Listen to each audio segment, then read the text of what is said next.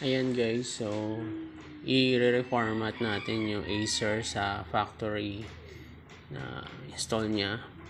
So paano natin gagawin?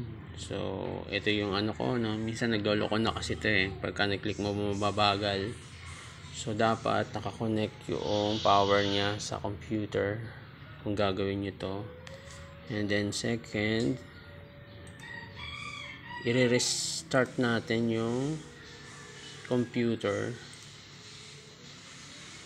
Restart natin, tapos i-hold mo lang yung Alt and F10 para ma-reboot natin yung laptop. Hold mo lang yan, hold mo lang hanggang sa mag-restart siya. So wait lang natin, ayan na, mag-open.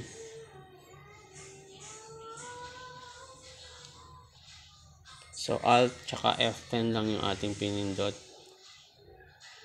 So let's wait, and then bitaw natin, ayan na.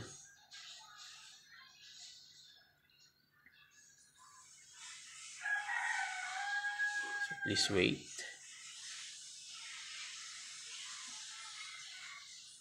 So mga 2 minutes lang halos, so 3 minutes lang tong tutorial natin.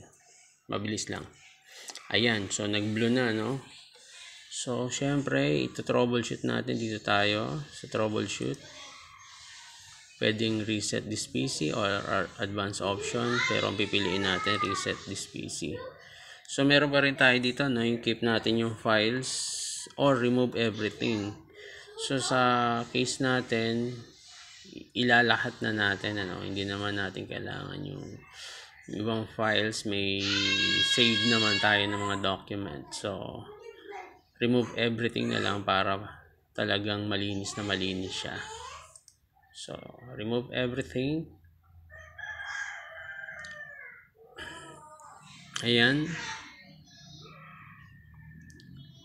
Dito tayo sa local or install tayo.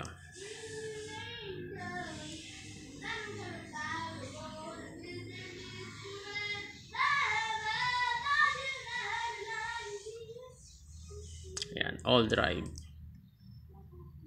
Ayan, just remove my files, full clean the drive. Ito pipiliin natin.